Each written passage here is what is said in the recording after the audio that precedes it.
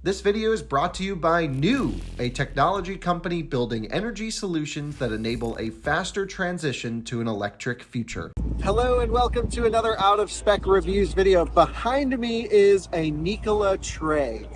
So we have a lot to talk about with Nikola. We have a lot that this is my first electric Class 8 semi experience. I'm so excited for the electrification of big rigs and big commercial applications. So we're at ACT or ACT. I'm not even sure how to pronounce it, but we're at this big thing here in Los Angeles, all focused on electrification of fleets. You can see this BYD Class 8 right here. I mean, just crazy stuff, electric school buses, ambulances. And what we're gonna do today is go on a ride in the Nikola Tre battery electric truck. They also have a hydrogen version that's not quite on sale yet. They're just a couple months away. This is in production on sale. They've already delivered 150 roughly. They've built 300, some are just in process. And like, it seems like it's a real thing. It's like legit, like everything that we know from Nikola is kind of like gone and all the cool stuff is in. So what I want to do is experience what they're actually building and producing a fully electric Class 8 semi truck. Now forgive me because I don't drive trucks. I'm sure I'm not going to give you the nerdiest review that I would love to do. I don't even have my CDL, so I have to ride in it. I can't drive it. But I want to take you on a quick tour of the truck first. We're going to jump inside, go for a ride, see what that's all about, and then go for our first ever Class 8 electric experience. Let's do it.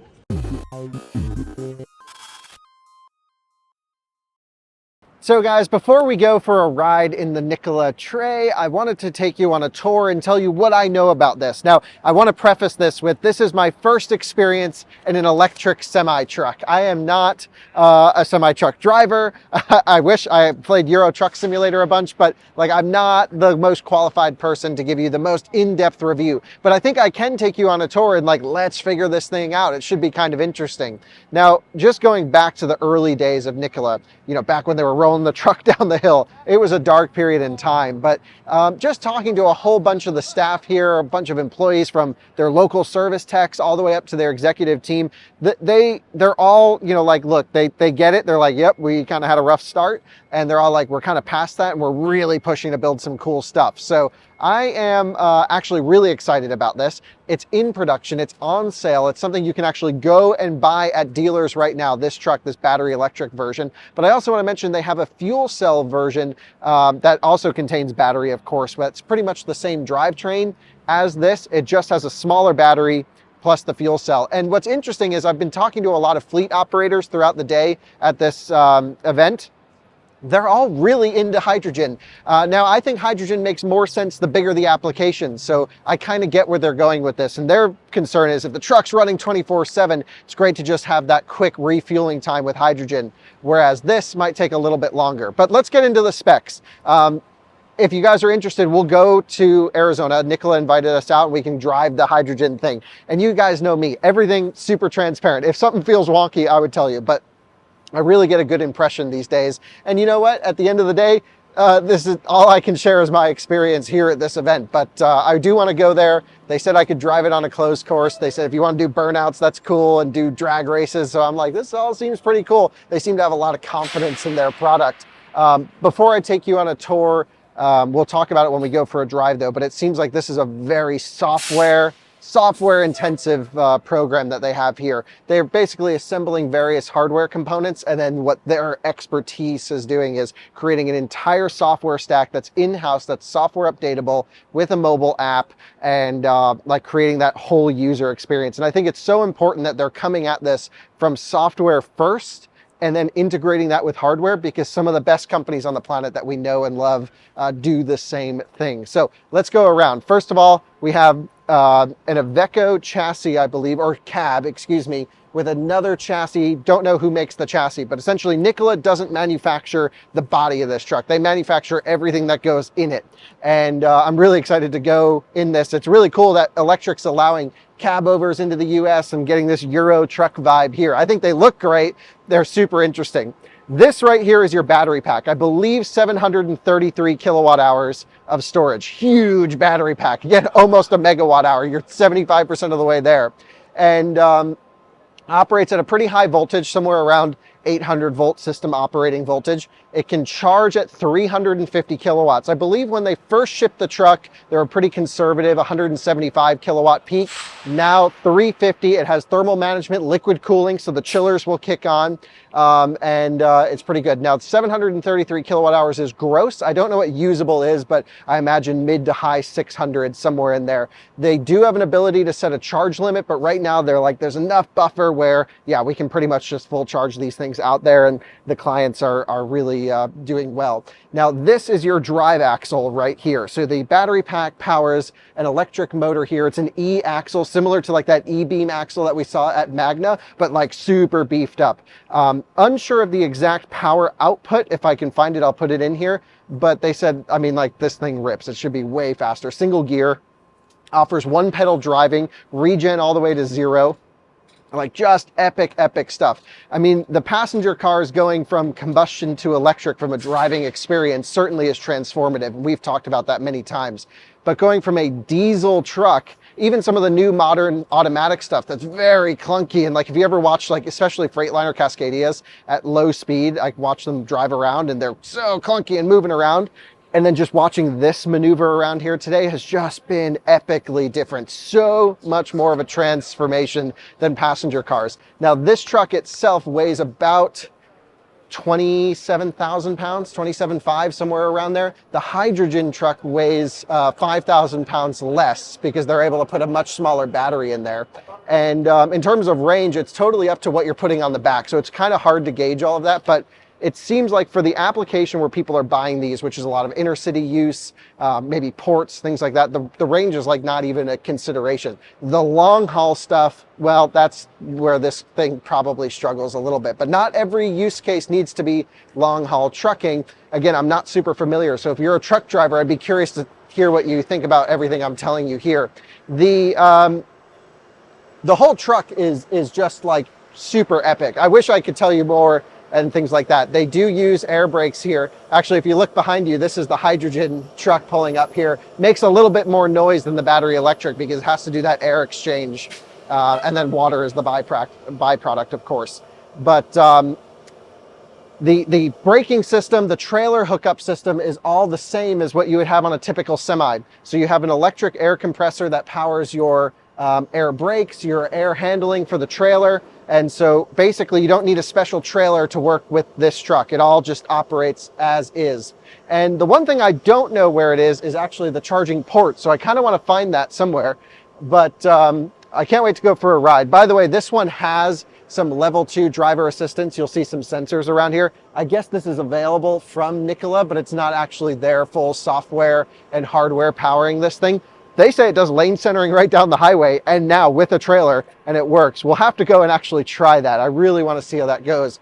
And honestly, what I'd like to do is I'd like to probably go to a dealer rather than Nikola themselves and just, you know, drive one that's publicly available. I think that could be really interesting and quite neat. Let me just ask to see where the charging port is and see how that goes. Just a question for you. Where's the, it's right over here. Oh, epic. Look at that. Sick. And it can AC charge or just DC charge? Just DC charging. Yeah, which on a battery like this is kind of what you would want. Man, that is just a regular, you know, CCS1 inlet port that you'd have on your passenger vehicle right there. I just have the cables inverted. So let me go this way and in, close, and this just folds back. Yeah, 2 hands. Okay. I don't want to break anything. Okay, cool. Yep. Check that out. This is so cool. So again, not a truck driver, don't know so much. I'm looking forward to going for a drive. We're going to go with their head of software because I think for Nikola to set themselves apart from the internationals, the Freightliners, the other people in this industry, it has to come down to the ownership experience. You know, we're also going to see if we can go uphill in this rather than just downhill. So we got a lot to do. Let's jump inside, go for a ride. But this is the Nikola Tre, and it is the battery electric version. Again, 700 and something kilowatt hour, juicy battery pack. with one pedal driving in a truck. It's going to be epic. So if you guys want more medium and heavy duty stuff, let us know, because we're posting this video while we're still here. So take a look. There's Workhorse down here. There's a Bright Drop van. Lightning E-Motors brought an ambulance. There's an International MV electric right here for city stuff. There's a Rizon. I haven't even heard of half of these things. And it's just, this is the industry. This is the area where change can make a difference. One battery electric vehicle, an ID4, a Tesla Model 3, isn't going to change the world. But a fleet of 100 of these things will actually make a dent somewhere. So I'm really excited about the fleet applications for electric. Let us know what you want to see at ACT. Is that the name of this place that we're at? What is it? ACT? ACT? Yeah. Let's go in the Nikola and go for a ride. So time to jump inside now. There's like a staircase with double grab handles. So climbing up, very Euro truck style. You know, I've played Euro Truck Simulator before, so I kind of know what I'm doing. But really cool up here. I mean, I haven't had much Class 8 experience, so just even sitting up high in this wide vehicle is awesome. And your name was Roy? Yes. Roy, thanks for taking us on a drive. So, and what was your name again? Lamech. Lamech, you're in charge of software here. Software product, yes, all digital products, including the HMI, the data that comes off the trucks, and all the service web products. Oh, very cool. So that's a big job. Got a lot of product to come. Yes, there is. And so I'm seeing a huge HMI over here, big driver instrument cluster as well, dead silent creeping along. And Roy, is it one pedal driving? Yeah, brake pedal and accelerator. That's all you got. That's all you got. No clutch, and obviously there's, you know, sort of Class 8 trucks that are automatic now, of course. But this one being fully electric, with no filter on this noise, it's dead silent. That's incredible. Yeah. So what are people buying these things for mostly? Well, you know, they are trying to achieve zero emission transport of goods, really, more than anything. And then also less maintenance, lower total cost of operation, and they're very, very safe. You know, the single pedal driving is a big part of that. And here's your hydrogen version right here. Very cool to see that. Yeah. Man, this, I'm really shocked at how quiet it is. I thought you would hear some gear train noise, maybe some electric motor noise. It is quieter than pretty much anything. Yeah, and it gets up and goes too. Can it rip a burnout? It really can. Yeah, yes, that's awesome. It really can. Burnouts in the Nikola, yes. So that's amazing. You're not even really on the brakes at all.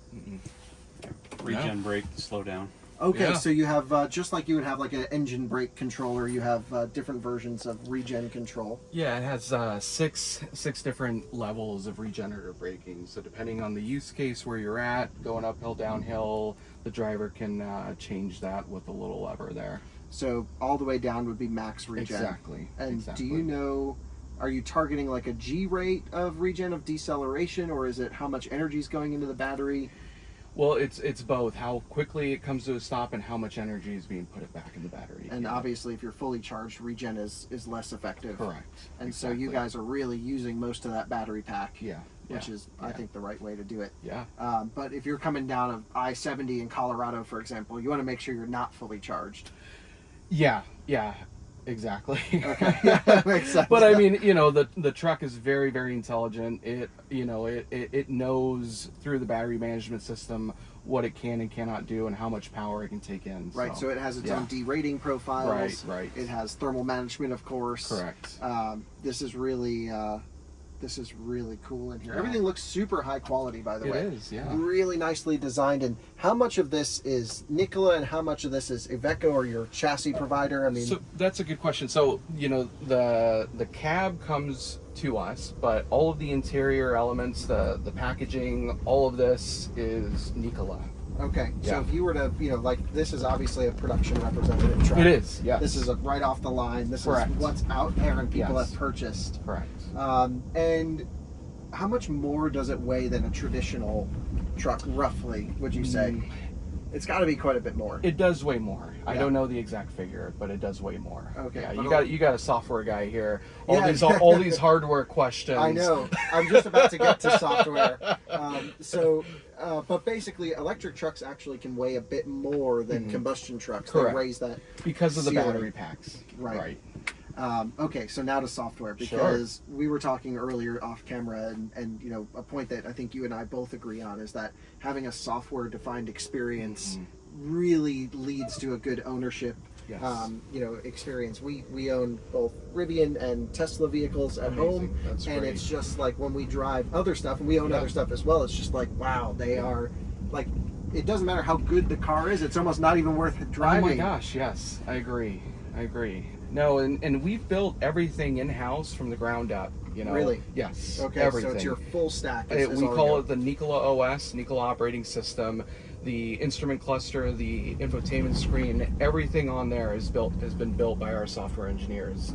You know, a lot of people come inside and look at it. It's like, oh, you know, that looks great. It's pretty and all that. Yes, it's great design. We have a great design team, but really what we're after is safety and low cognitive load for the driver. Okay, and so with that keeping things close to the wheel, I would imagine. Exactly. We need their eyes through the windshield and not Dang, being... this thing's got some acceleration. It does, I'm sorry to yeah. interrupt, but check this out. It's a Nikola going uphill. Yeah. The first time ever. Pretty sweet. Yeah. I just knew we'd get the comments on YouTube. Yeah. Yeah. Yeah. So cool. So sorry, back to the software. No worries. So yeah, you know, we want only the mission critical information within the gaze of the driver, right? All the regulatory information is going to be on there, the other instrumentation, and we were talking off camera as well about the faults, right? Yes. This truck is able to tell the driver, us, through Nikola Fleet, our web application, when a fault happens on the truck or when there's a problem that happens on the truck. And the driver will know through something that we call the message center, that dynamically shows them what is happening, if it needs their attention, and what the driver needs to do. Right, makes sense. Yeah. And so obviously I'm sure you've benchmarked other trucks in the business, so you've experienced MBUX and some of the Freightliner stuff, and like that seems to be a really nice implementation and integration. And not that I'm super familiar, I just watch a guy on YouTube who drives a Cascadia, and I'm like, that's really cool how you can control everything. This is a screen that's 50 times bigger. Yeah, this is a 17-inch screen. And there's, the navigation is also a commercial grade navigation. Okay. We're not here using what you would typically see in a consumer pass car, right? This if Roy would put in a route here, it would only take him down a road or a path or route that the truck can safely and compliantly go through. And that's your own navigation system. So we actually use Here Maps and their data to power our navigation. Okay. But the navigation features are ours. He can also go in here and change the trailer load, the height, width. If he's carrying a hazardous materials, he can put the classification in there, and the route will dynamically change accordingly. How about range estimation? Because that's going to be varying massively depending on what you have on the back of this thing. Exactly. So is it automatically calculating as you drive? Do you put in your weight, your trailer shape? What is, okay. Both. Exactly right. So depending on, patterns of how the vehicle has been driven, the weight that the driver would put in, all of that can change the estimated range. Right. So right now we're in like full range mode. No trailer on the back. Right. Driving around the city. This thing could run for like 3 weeks probably. Exactly. Nonstop. Yeah. Pretty right, cool. Right. And I love how when we came to the stop, Roy just went full regen on the stop and pulled us down. I was like, that is so cool. Yeah. How that worked there. Yeah. From a software perspective, having an app, something that you can monitor your battery status on with some of our vehicles is like top priority. Yes. Is there an app for the driver on this? There is. Oh, there is. There is. Oh, that's and it's on both app stores right now. Okay. So yeah, we built this app to increase the driver productivity and also their engagement with the vehicle that they're driving. There's a lot of ownership with drivers on the trucks that they use. So a driver can, obviously lock and lock. There's a feature called Beacon. It'll flash the lights. So if you know, some fleets have hundreds of trucks. So if you're walking down the yard and you don't know where it is, press beacon, honk the horn. You can do it all from the app. Monitor the battery state of charge, like you said, the location of the truck on a map. You can open up the roof hatch. Oh, nice. Turning radius is crazy. Oh my gosh, yes. Yes, that's the big benefit of the cab over, is the turning radius, the visibility as well. Man, this thing gets up to speed. It does. And do you actually limit the acceleration without a trailer just because there's no weight on the rear? We do. Okay. So when we test one day, you got to give me the hack to like disable that. Because I want to have a massive cloud of smoke out the back of this thing. Well, you know, you bring up a good point too. Like, this vehicle is intelligent, and it's also connected, right? So a fleet has access to our portal. We call it Nikola Fleet. Okay. And they're able to see the state and status of every vehicle in their fleet, in their yard, or the driver who's driving it, the state of charge, and they can actually also send it commands and configure it remotely. Oh, wow. So they can change the speed limit on it. Let's say, Smart. you know, they just hired Roy. He's a brand new driver. We don't trust Roy so much yet. Obviously, that's right? not the case. That's obviously not the case. Right. But I'm going to pick on Roy. Sure. And you know what? He's driving in California as well. We want to limit the speed to 55, 50 miles an hour. You can do that all from that product. Amazing. So you Yeah. can limit speed. You can obviously limit power output. Yes, you can limit the maximum state of charge. So yeah, what do you recommend for daily charging? 80% on this? well, it just depends on the use case. Some fleets are doing 150-mile routes, others longer, shorter. So it just depends. But if you know reliably how much you're going to use, you want to accommodate that, because it Full send, limits. this thing rips. Yeah. Look at it pick up. I mean, that is like we rented a Kia Niro. I think this thing's just as fast. Yeah.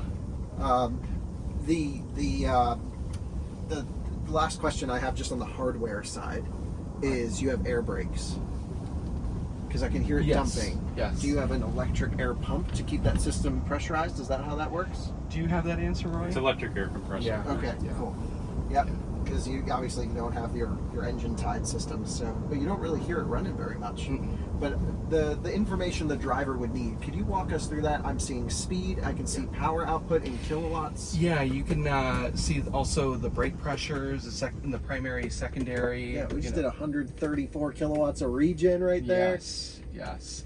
You know, and the typical regulatory things, the telltales, right? And that's also another thing that's different from our truck, is the amount of telltales has grown, right? There are different systems components on the vehicle that the driver needs to be aware of if there is a failure or a fault condition. You can see which horn is actually being used between the electric and the pneumatic. The message center is over on the left. If you were to change the side mirrors, there would be a visual element that will show you how to do that on the left side there. And this truck has some driver assistance functions as well, because I saw some Yes. sensors around it. Yes, it has. So we're in actually our Gen 1 Plus AI truck. So this is a level 2 plus driver assistance. So it can do lane centering. Yes. If we were on a highway right now, it would be able to lane center, keep speed. It will also recommend lane changes. Oh, really? Yes. And it can do that with a trailer as well? Yes. Wow, Yes. that's pretty cool. Does the Yes. trailer need any sensors for that to work? Nope. So that you can have a Just dummy the cab. trailer on the back. You can. And of course you can hook up any regular trailer to this because your airlines are all the same. Correct. So that's not going to affect you much. Correct. Is there talk about having trailers that are adapted for electric? Is this a topic yet? You know, there are some suppliers out there talking about that, you know, pulling batteries and helping range, but we are not going to be adapting trailers at this moment. Right, I mean, yeah. If a fleet were to buy a trailer, they absolutely could and go do that. Right, Yeah. right. But, you know, I as we're pulling back in here, my biggest impressions are, you know, I think, first of all, I haven't followed the Nikola story that closely. So, you know, you have those original thoughts of everything that happened years ago. Sure. Obviously now this is a legit thing that's really high quality. You're buying, obviously, your hardcore components from outside manufacturers for chassis and cab. Sure. But you're putting your own spin of software, full stack software that's yours from the ground up, which is hugely important. Yes. You have your own batteries, your own motor, which of course you're buying from suppliers, but you're tying it all together. And like just the feeling of quality and how quiet it is, this must be game changing as a truck driver. It is. Every driver that gets in the truck and drives it doesn't want to drive another truck. I mean, it is game changing. And also the fatigue difference is huge for them too, because one pedal driving, the instrumentation is, like I said, dynamic and only mission critical. So at the end of the day, they're less tired. Yeah.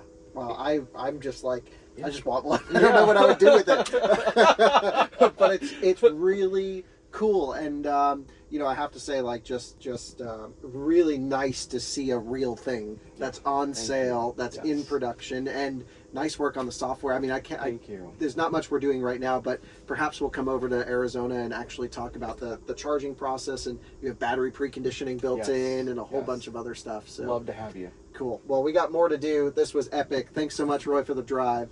And let's get out because there's more YouTubers that want to come and film this thing. So let's rock and roll. Thanks again. It was a pleasure. Thank you. And there you go, our first ride in the Nikola Tre. I think there's more to do if you guys are interested. If you say this is boring, you don't want to see big electric trucks like this thing right here, then yeah, we won't cover it. But I'm pumped up. I think it's awesome. And we'll be hopefully going over to Arizona. They invited us to come see them. I'd love to take you on an unfiltered tour of everything. And you know, my impression, it's got an air horn. My impression of Nikola has changed massively from the headlines that I've been reading. So a lot to do with them. Look at that thing pulling away. Dead silent. Wish we had a big trailer on the back of it, but that will come. Thanks for watching another Out of Spec Reviews video. See you in another one soon. Bye-bye.